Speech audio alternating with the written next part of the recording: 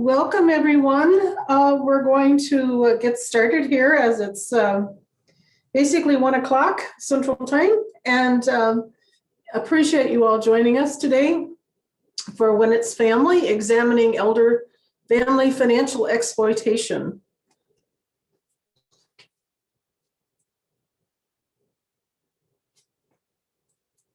And now that I am trying to change the screen, it's not happening. There we go. A quick introduction to where we're going today and kind of what you can expect from the next hour. I always have too much planned, I'll warn you, but I hope that we can at least dig into some of the complexity and realities of what we know about elder family financial exploitation.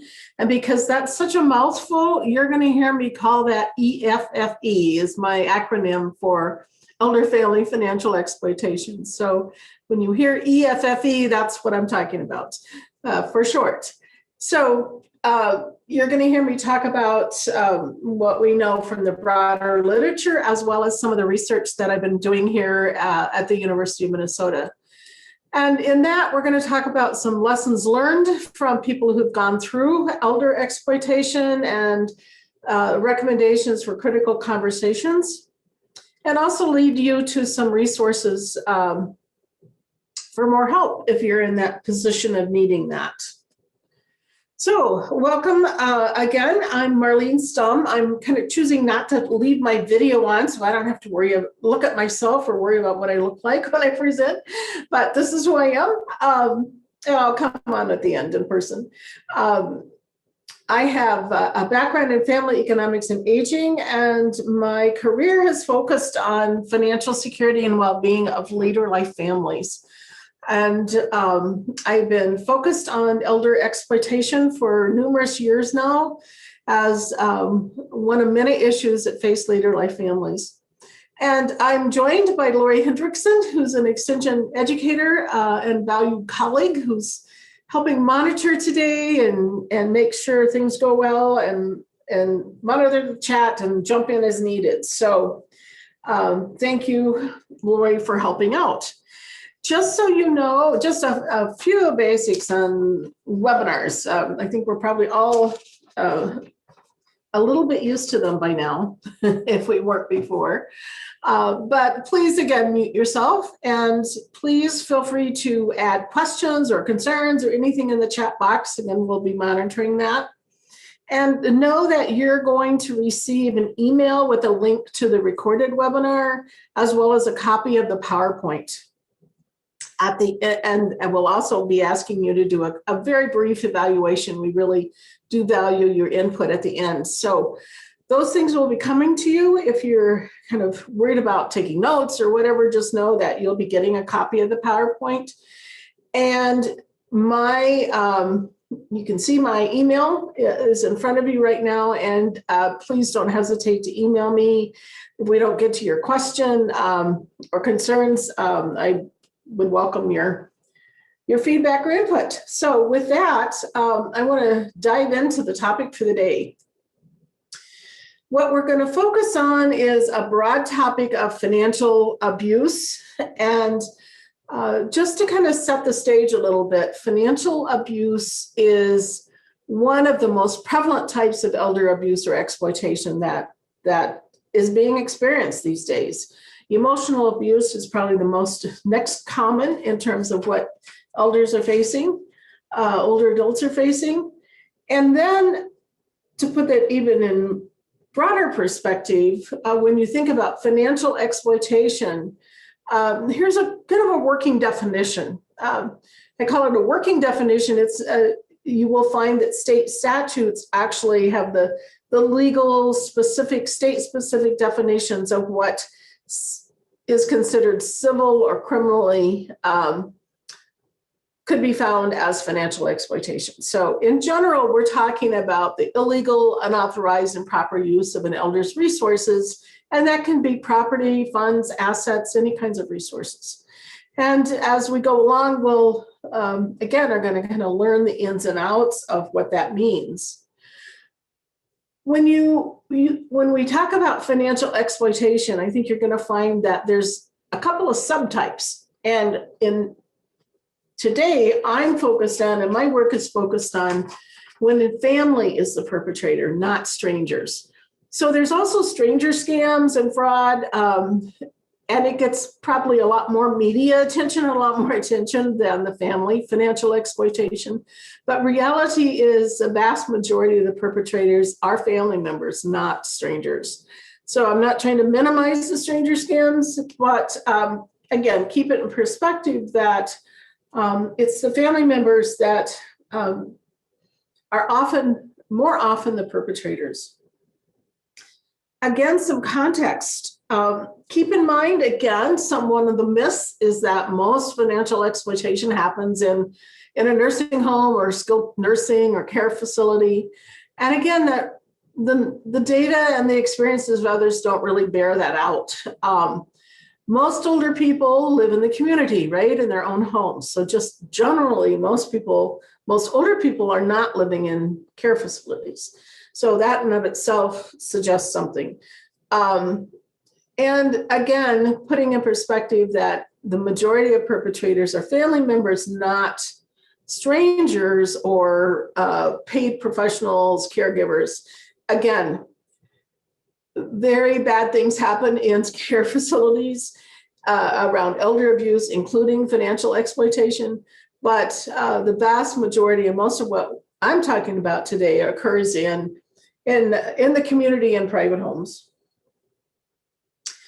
We also know that in some respects, there's a lot we don't know about elder financial exploitation because so much is underreported or unreported. What we do know is that most victims rarely report that they are facing exploitation or may not realize they're facing exploitation in some cases.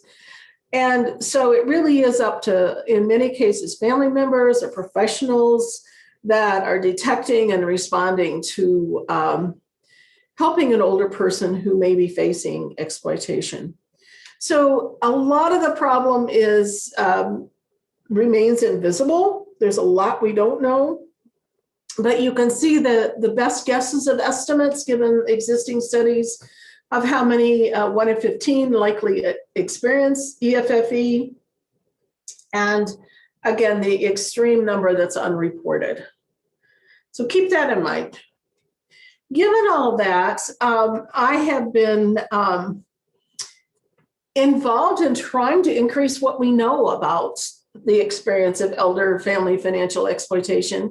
There are lots of puzzle pieces, again, as I said, that we really don't have answers to because we don't have data to analyze. We simply don't have a means of understanding the experience. And I'm most intrigued by the voices and perspectives of affected family members, because it's often hard to get to victims, and it's often hard to get to perpetrators. And so in the work that I've been doing, in the research that we've been doing, we have been building on the perspective of concerned family members. So another acronym for you that you're going to hear me use today is CFMs. The concerned family members are basically individuals in the family who are not the victim, they're not the perpetrator, but they are experiencing that exploitation. And in many cases, I'll talk about this more in a second, they are coming to serve as an advocate for that older adult. They're trying to help that older adult get out of the exploiting experience. So stepping back, the research that I've been working on for 5 or so years has really focused on trying to understand how family members articulate the meaning and experience of EFFE. What is it like? How did it happen? What did you do about it? That whole experience, and from their perspective, because they have lived it. So you're going to hear some of those things. And in general, what we find is those concerned family members will talk a lot about trying to do the right thing. And that's some of their common language around what it is they see themselves as doing. They often serve as that first responder. They're the one who may call the victim hotline, helpline, trying to figure out what to do, how to get help. what might be best for that older person, trying to even figure out if something's going on, what is it, trying to resolve the situation. And in doing that, the concerned family member often experiences lots of consequences from getting involved as a help seeker, and challenges and losses, but also in many cases really is able to achieve some good outcomes for the older victim and stop that exploitation. So that's the perspective that we're building on. I want to give you just a little sense of who we've talked with in our study.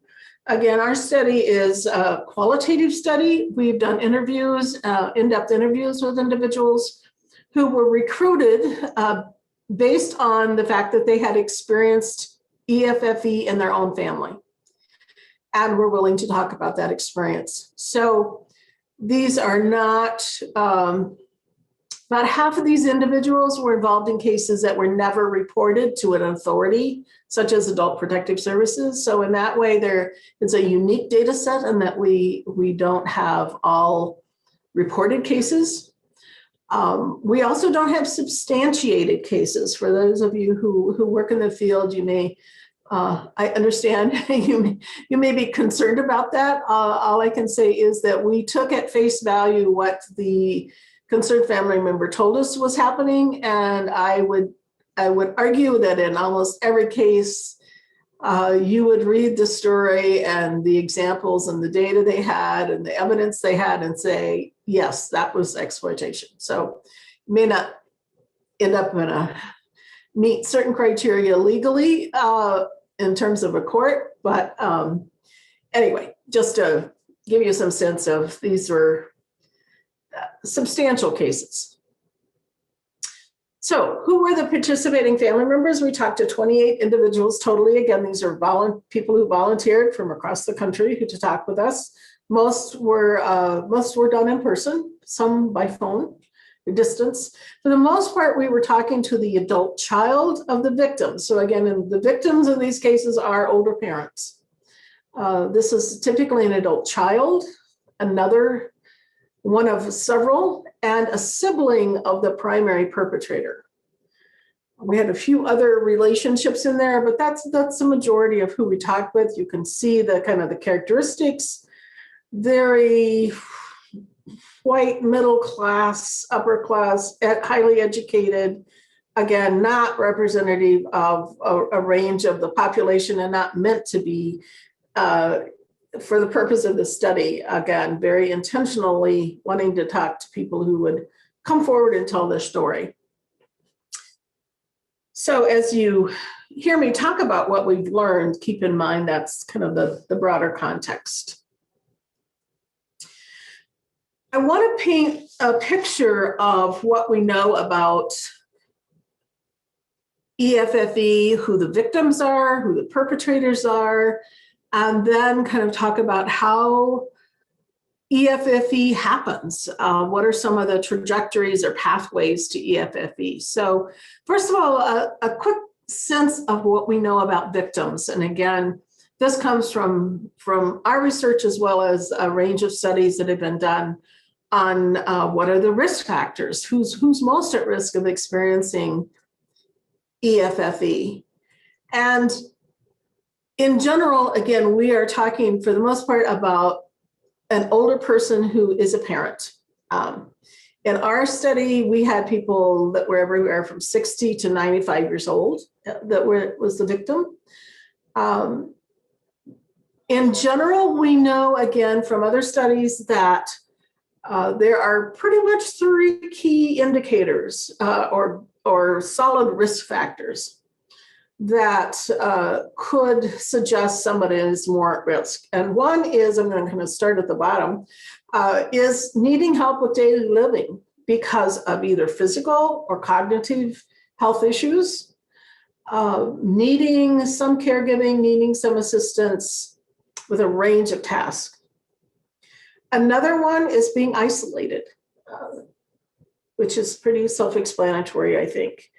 Another is having experienced some kind of traumatic events, And in this, across the life course, and in this case, we will find that many of the victims have been widowed or they have experienced abuse in some kind of abuse earlier in their history. So marital status can be a key indicator. So needing help, being isolated, and having either experienced abuse or being a widow those are the three kind of factors that really show up as being significant.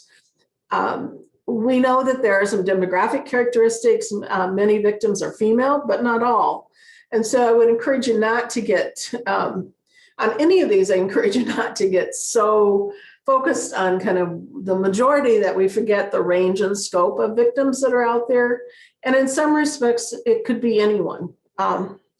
Everyone is at risk, I would argue, of exploitation. And again, thinking about what are some of the factors that put you more at risk. So that's a little sense of victims and what we know from the limited data we have. We also know, now this is looking at what we learned in our study, what were the financial losses? And I, just again, to make the point that it can be relatively smaller amount for some families, and for others, it can be millions and billions. I think a key takeaway point is that in our study, what we found is that in many cases, they really have never learned how many dollars or how much property really disappeared or was taken or manipulated away from the older adult. It's often hard to trace. Perpetrators are often excellent at hiding what's been happening. And so in some point, you just kind of say, yes, this has happened, but this is what we know. But they're not recognizing there's a lot we don't. I think a key takeaway when you think about kind of the realities of who's at risk in terms of financial loss, again, from other studies, we know that this is something that affects people of all socioeconomic levels. This isn't a wealthy person's problem. It's not a low-income person's problem only. It really, there are examples from across the board of socioeconomic status. And I would argue that the less you have, the more traumatic and the more challenging this can be because you have so little to lose. So some perspective again about assumptions you may be making about who's at risk or what is this like or what happens. In addition to that, when you think about what's going on for the victim and the families, in many cases, you may hear the term polyvictimization, which means you're experiencing more than one kind of abuse. And it may be from multiple different people. It may be from the same perpetrator. And in our case, remember, we have, I don't think I actually explained this very well. We actually talked to 28 individuals from 23 different family systems. So we had several siblings and spouses that participated from 5 families. So 19 of the 23 families reported other abuse in the family history. So in many cases, there were other things going on. And what we heard mostly was emotional abuse, some physical abuse. Those were the most common. And again, in the broader literature, that has been found as well, that financial exploitation more often occurs with emotional abuse as well as neglect. I don't want to leave that one out. So lots of things going on, lots of complexity in many cases. So who are the perpetrators? Who are the offenders? And what's going on with those individuals? I know that the stereotype in many cases is a son living a single son or divorced son living in the basement, right? Living in the victims, living with the parent in the basement. It's always the basement. They are financially dependent on that victim. And that's the scenario of who are the perpetrators among other family members. And that does happen. And we saw examples of that in our study. But I think that is a danger, again, to think about that as the only example. And it really is kind of a stereotype. A perpetrator, again, as you think about who could become a perpetrator, I'll talk more about some of the characteristics. In our study, they were from young to older in terms of age, of all marital status. They weren't, again, portrayed by any one marital status. Many were male, but not all, as you can see. Many were very respected professionals in the community, holding full-time jobs. You may never suspect that they were a perpetrator. And others, again, in some cases, were under or unemployed and financially dependent on the victims. So a wide range of perpetrators in terms of demographics and kind of what they're like and who they are in terms of characteristics. So again, know that there's a wide range in scope, and to not get too focused on whether they're what gender they are or other kinds of factors that can matter, but we really don't know how the broad context for many people. In addition, one of the key things that we have learned is, and it's not just our study, but it was really aha, I think, in this study, is the complexity of perpetrators. We started thinking there's going to be one perpetrator, because you often talk about one victim and one perpetrator. What we found is there are sometimes multiple victims, right? Both older parents. And then one dies, and then you have the remaining widow that is a victim. Or you may have, again, in 13 of the 23 families, we had multiple perpetrators. And in some cases, 4 to 5 perpetrators. So they were working together, they were collaborating. They were not often the siblings that were working together, which was interesting. It wasn't as if 5 of the 7 siblings were working together. It was more often an adult child, that child's spouse, and their child. So crossing the generations and kind of roles and relationships. So the complexity, again, gets greater in terms of who's really doing what role they're playing, how things are playing out. So again, beware of assumptions about who's doing what and how and what role they're playing, because what we found is it can get very messy. Again, in the broader literature, there's been work over the years about perpetrators and not as much specific to elder family financial exploitation, but there's been some, again, knowing that historically financial exploitation has been one of the most common types of elder abuse. So if somebody's studying elder abuse in general, you know that they're picking up a lot of exploitation, even though it's not being identified in that way. So who is more likely to be a perpetrator? Again, for some, it's a history of mental health issues, broadly meaning emotional, psychological, cognitive disorders, everything from anger management issues to severe psychopathic, sociopathic disorders. So a wide range of issues that a perpetrator could be facing, and along often with other things. But in our study, we found the vast majority had some kind of mental health issues. Majority not diagnosed, but family members would describe characteristics of a range of issues. We also know that substance abuse and addictions play into why perpetrators are doing what they're doing along, again, these are all intertwined. They're not happening independently, right? You've got mental health, you've got addiction issues, and you've got financial dependence on the victim. Those are really three common patterns that go together.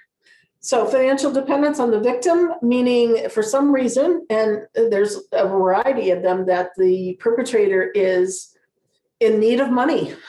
They don't have an income, they don't have assets, they don't have housing at the moment. So they are in many ways dependent on the victim. Historically, I think in abuse, we have thought that it's the victim that's dependent on the perpetrator. And that, again, can happen. And there can be codependence where they're really working back and forth in different ways of helping each other or depending on each other. But it's often the perpetrator, again, that's more dependent on the victim in what's been learned to date. Again, I've kind of mentioned this or hinted at this, but in terms of perpetrators, they may have a history of abusing others or multiple types of abuse going on. They may have legal problems or charges related, again, in many cases to alcohol use, abuse, drug issues, most commonly. And they may be what we call financially irresponsible. They're not paying bills.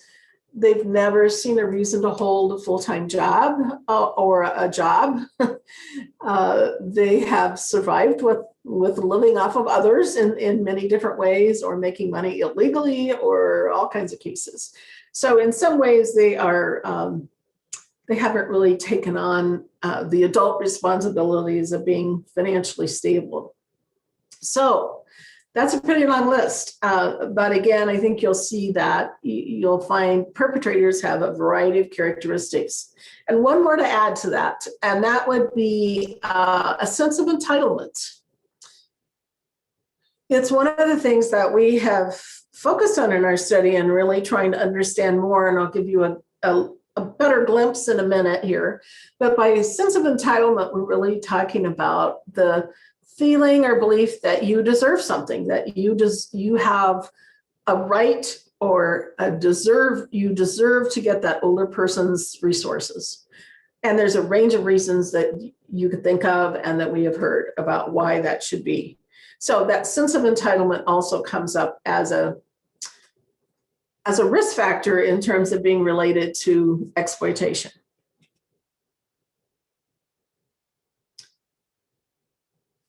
I am going to take a breath. And so that's a little sense of what we know about perpetrators and victims. And I want to not switch gears totally, but think about how all of that comes together then. And how and why does EFFE take place? And we've been trying to understand some of those patterns that we saw in our data and how they relate to other things that are known from other studies. And we found that there were three big patterns that we saw in terms of across the family's experiences. And I want to kind of flush each of those out. And I think it will pull together how kind of the experience is not just a matter of what's going on with the perpetrator, but the victim as well as the family system and larger context. So it really is a combination of factors that come together. And the three that I'm going to talk about is it's a matter of time. And another pattern that really relates to trigger events where there's windows of opportunity that happen. And a third one that we call out of the blue. So I want to dig into those. It was a matter of time. And again, a lot of people talked about this, and it was just really evident in their stories that not that EFFE is ever inevitable, but there are some key, again, things that seem to be going on historically in that family system.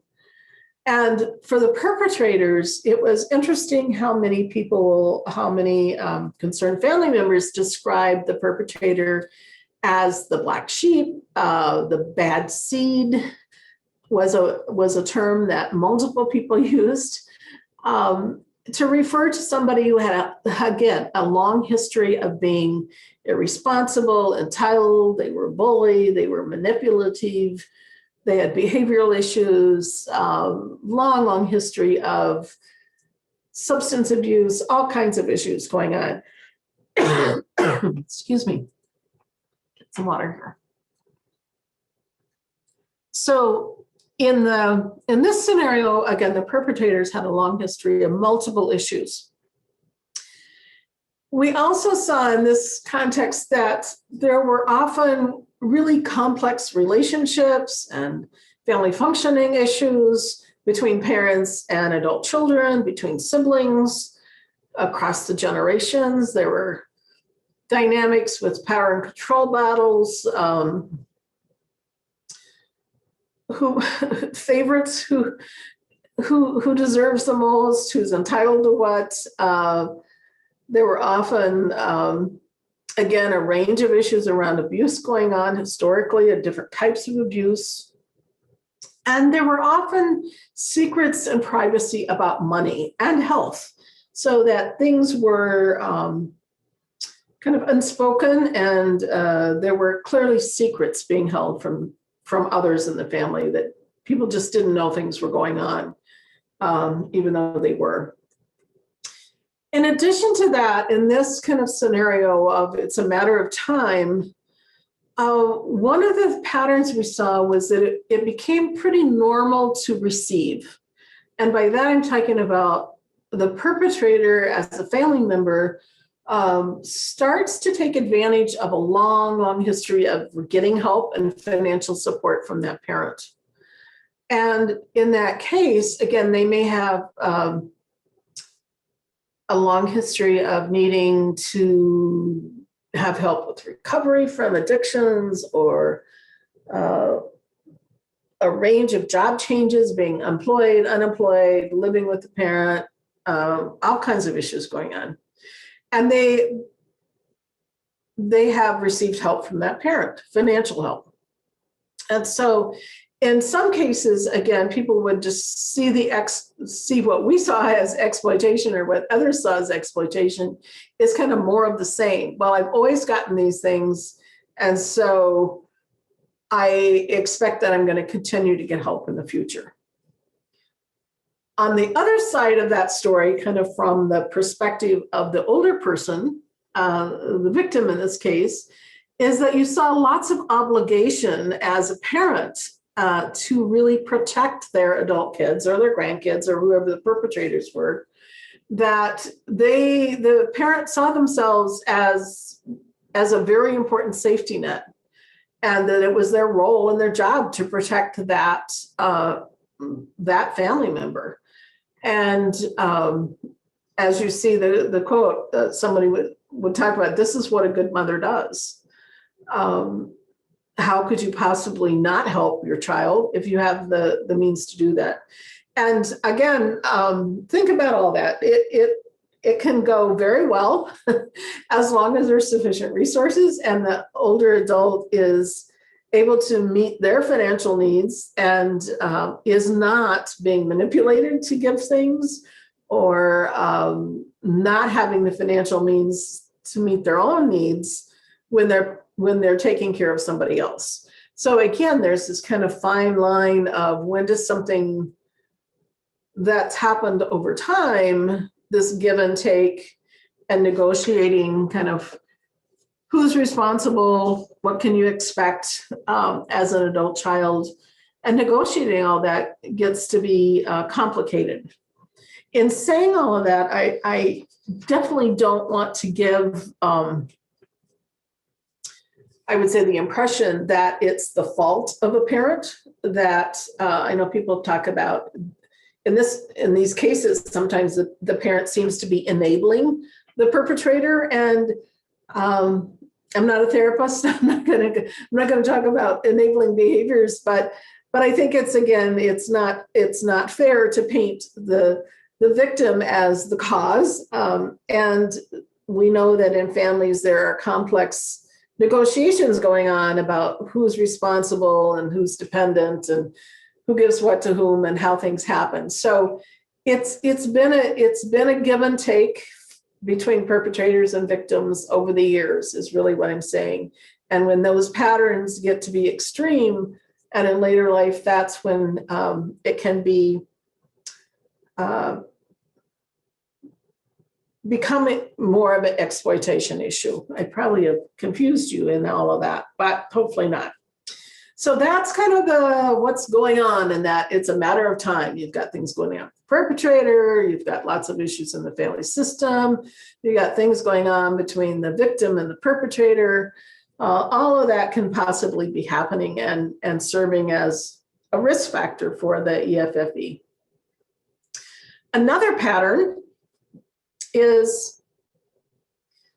the second pattern I want to talk about is when there are triggers. And by that, I'm really just talking about there are opportunities that happen. You want to think about that way whenever you may have a perpetrator who's motivated, and then you have opportunities that come up and they act on those motivations. So there's some patterns we've seen around that as well.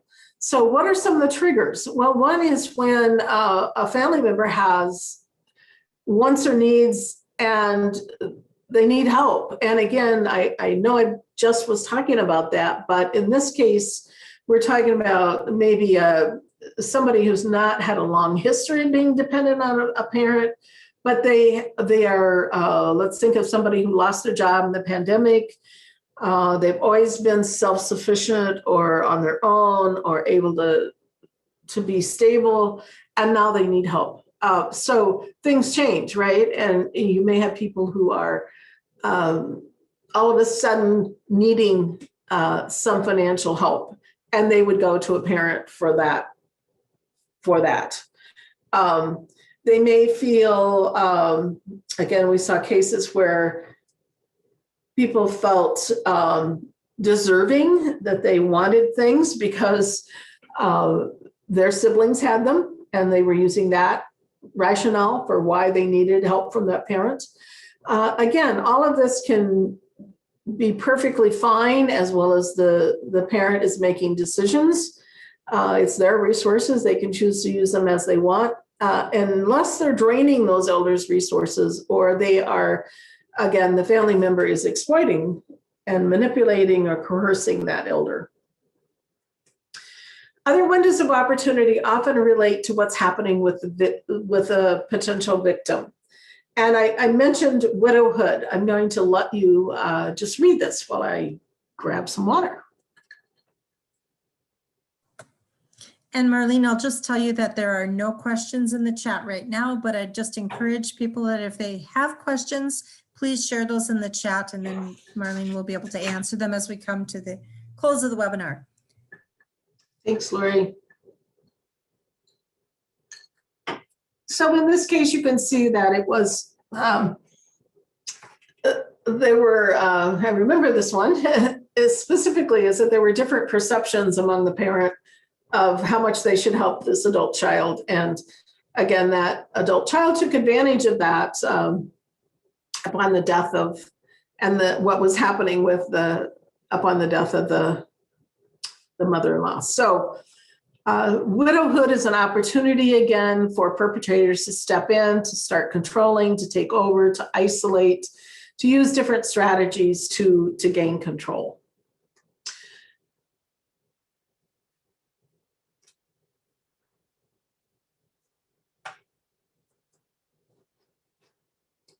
I am here. For some reason, this freezes up every once in a while. Another is when the decision-making capacity changes, and I don't think that will surprise anybody that we have a wide range of individuals who are experiencing minor to major memory issues, cognitive issues, and that clearly puts an older person at risk of not being able to make informed decisions about their money and who's doing what. So in this case, again, I'll let you read this on your own. Give you a second.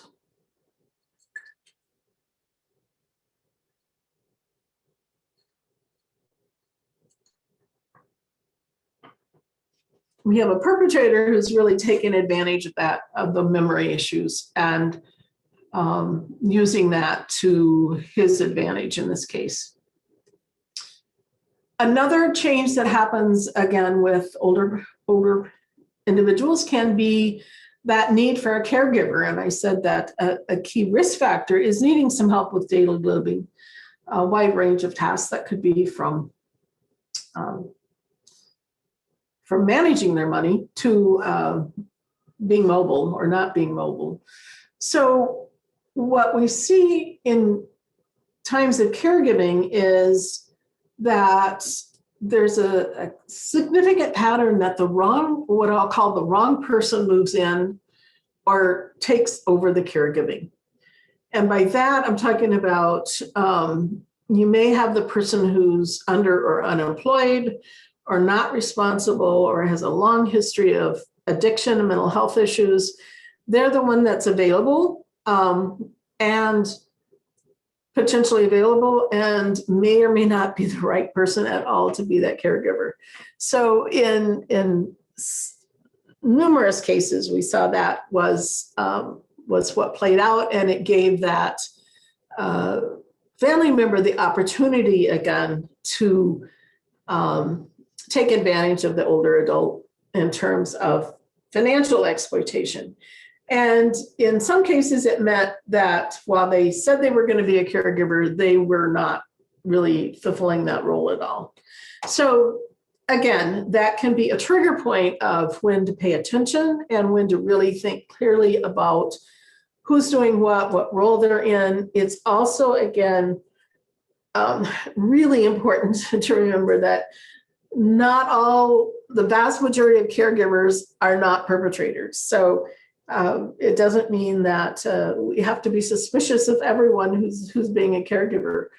Part of the issue here, again, gets to be around, well, if I'm going to be a caregiver, then in some families, it may be assumed that or by some individuals, I should say, it could be assumed that you need to be, that you deserve compensation, that if I'm helping, I will pay myself, I will take the title, turn the title over to myself for the house, all those kinds of things. So a sense of entitlement can come with that caregiving again, and really needs to be talked about and thought about in terms of what are the rewards for caregiving, should there be any, and what they are, and be clear about that. Okay, third pattern as we move along here is one that, again, fits some families where they would say they never saw this coming. There was not a long history. They didn't see the triggers. They really don't have a sense of why or how EFFE happened in their family. And again, it was just, I think that's the best way to say it. It was truly out of the blue.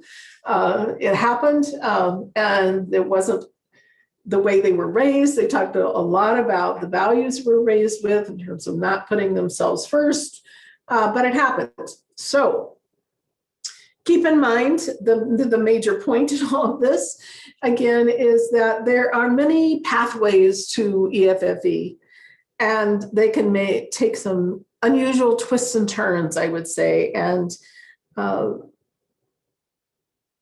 in all of these cases have their unique kind of complexity. There was not one that looked the same in terms of why things happened or how they happened. So a wide range of experiences again, and to not assume that it's all one pattern, and things change, can change dramatically over time. In some of the cases, family members had been dealing with exploitation for over 10 years.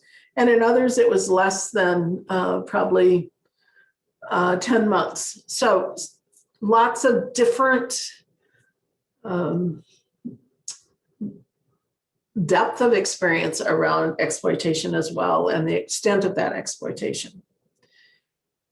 So all of that said, one of the key things we wanted to ask concerned family members was, what did they learn from this experience? What would they tell others about, I wish I would have done this, or I wish I would have done that.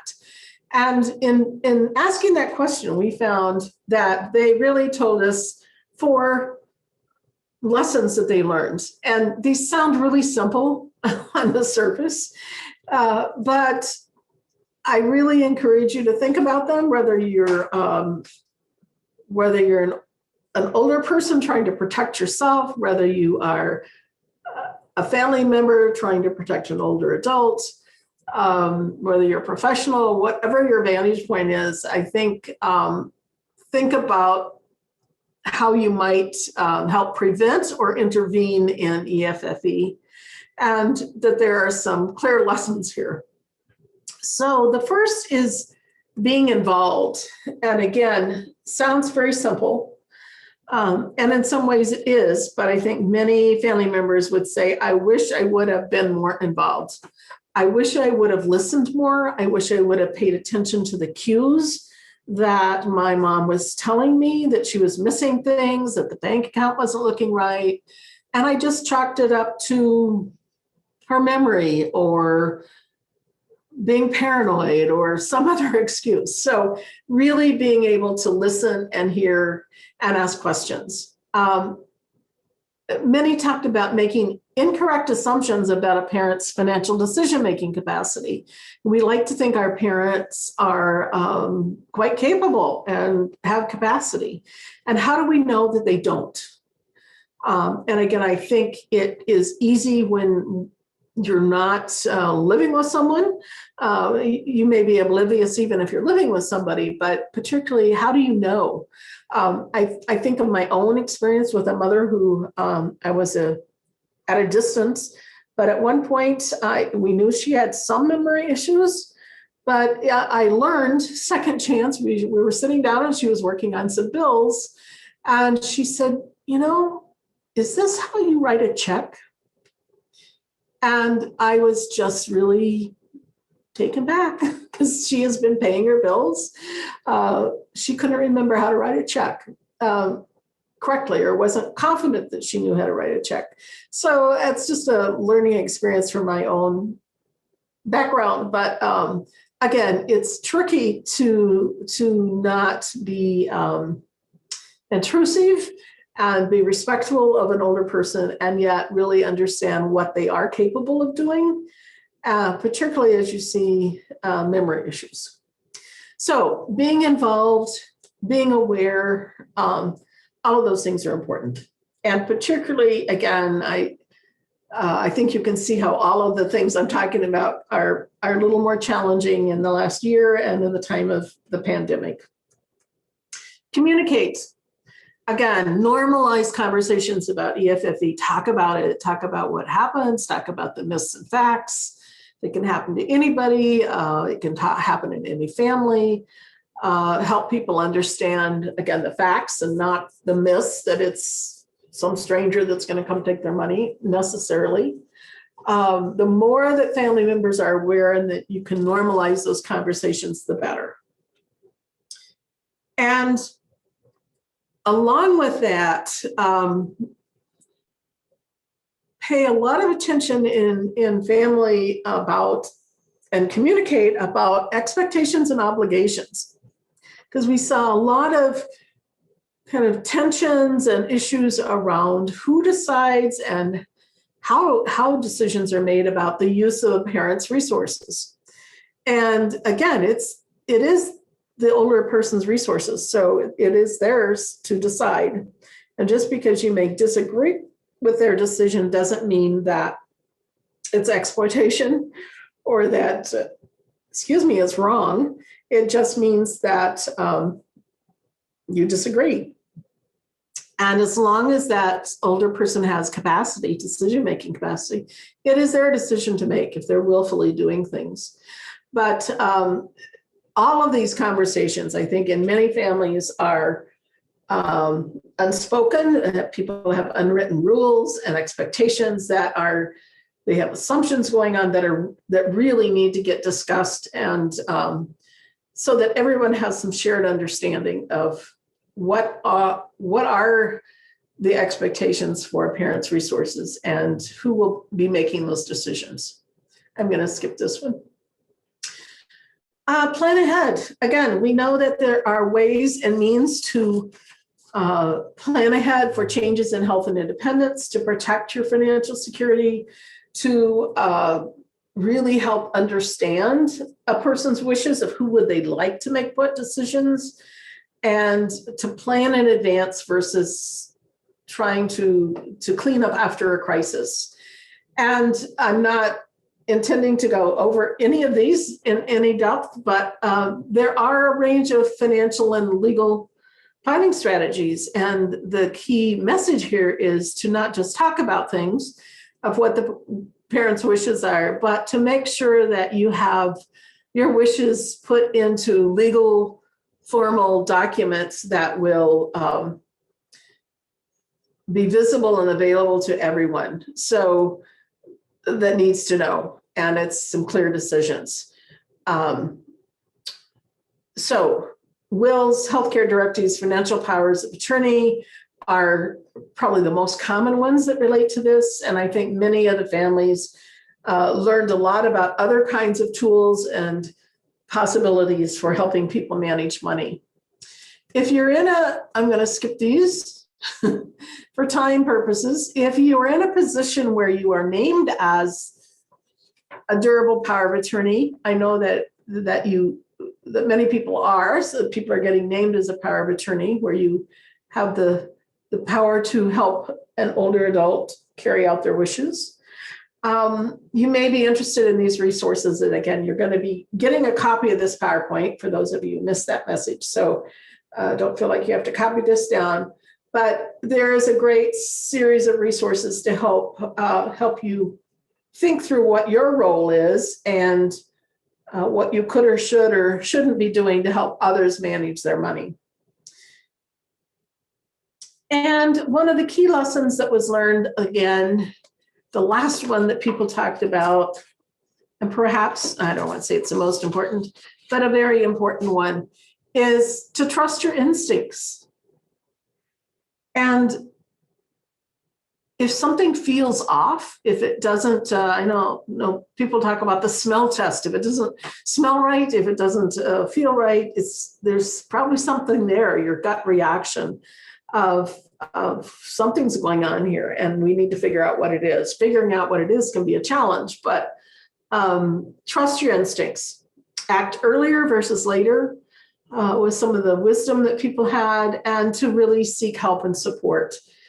And while I'm coming from Minnesota and leading you to some resource, this particular resource is Minnesota's specific or focused on Minnesota, let's put it that way. We have an excellent Minnesota Elder Justice Center that has victim services. They do education. And I particularly call your attention to it because they will take calls from family members. While it says victim services, family members, others can call.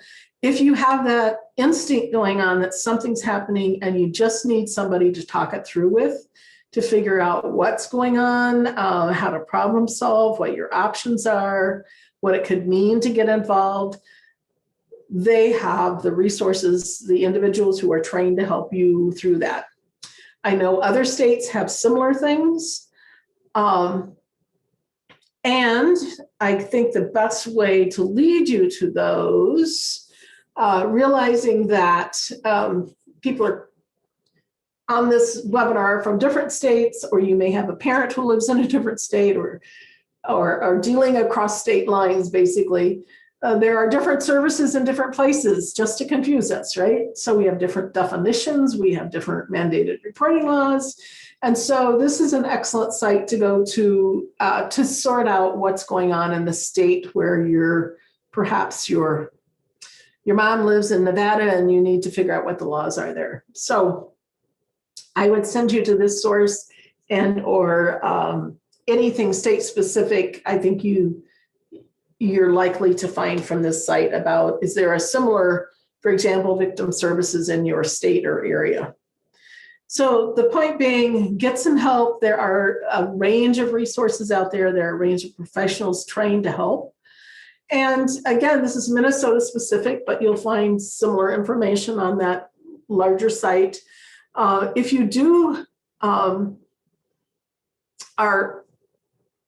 some suspicions that need to get reported, we happen to have a single toll-free number in the state. You can call anytime. You don't need evidence. You need suspicion, and it will get referred to the correct lead agency. And that's a good way to get things started. Again, you can always talk to people at the Minnesota Elder Justice Center to explore options. And obviously, if things are happening, if you need immediate help, or if there's other kinds of abuse that you need, it's a 911 situation, obviously do that as well. So that is an overview of what is elder family financial exploitation. Who are the victims? Who are the perpetrators? Why it happens? What are some of the things you might think about doing to help prevent? And I am glancing at the chat box. I don't see, I think I put everybody to sleep and after your lunch. Hopefully that's not the case, but I understand if so. So I'm gonna jump back on visually, I think. Marlene, you have one comment. Looks like you've got it covered. So I've been posting the links that have been in your slides. So hopefully everyone has taken advantage of those. I also posted our evaluation link. So as people are getting ready to move on in their day, but I know you have additional things you'd like to talk about. Yeah, I actually have 5 minutes. Whoa, that's not, I skipped through some things, but again, you can find those when you look at the PowerPoint if you choose to go back and do that or review the webinar. Some reminders. Again, you will be getting the PowerPoint. We do ask that you do a brief evaluation. I promise it's not one that's going to lead you down a rabbit hole with all these questions, but it's really brief, and we really do value your feedback. And in addition to that, I would really ask that you take 2 seconds and think about what's one thing you heard or learned that today in this webinar that has implications for your work or life. And I'm expecting that some of you are on as a family member, and some of you may be on as a professional working in the field. So however you want to answer that, we would appreciate a quick sense of that, and complete the evaluation link that Lori has added to the chat box. We have and open to questions. We have one question here. How many of the cases went to the legal system, and did they get charged? So I assume from the situations, the research that you had done, have any gone to the legal system? If so, how many, and did they get charged? So we had, again, 23 family systems that were that have their story. And we had actually 3 cases that had gone to civil or criminal court and involved charges. So out of those 23, again, keep in mind, we didn't recruit on that basis. We took anybody who would talk to us. And so of those, 3 involved court cases and charges, which is, I would say, pretty rare.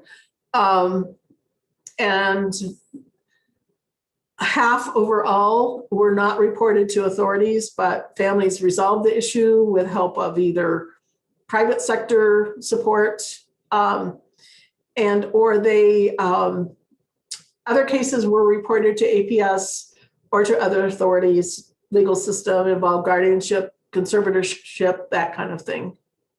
So I don't know if that answers your question again. So we had a real mixture of a range of experiences.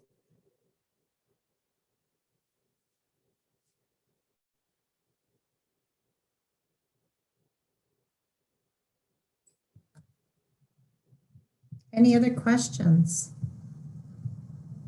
Lots of silence. Well, again, I appreciate you joining in today. I'm not trying to hurry you away. I will be on for a little bit here if you have more questions, or feel free to email me, mstum@umn.edu. And trying to think what else. Let me know if you have questions or need more information. We are in the middle of writing about our results and publishing and doing other presentations, and we'll be working on some more educational resources to come. So that's where this work is going. So thanks again, and appreciate your involvement. Thanks, Marlene. I just had one other piece that I wanted to remind people. I put in the chat the information to engage with us. Please look at those websites and our family news in particular, and you can subscribe to family news. We will also be having another round of webinars that will be starting in April, and so be watching for those as well, and they will be announced in the family news. So if there are no other questions, I'll check one more time here. Seeing none, thank you all for joining us today. And it is just 2 o'clock, so great timing. Thank you, everyone.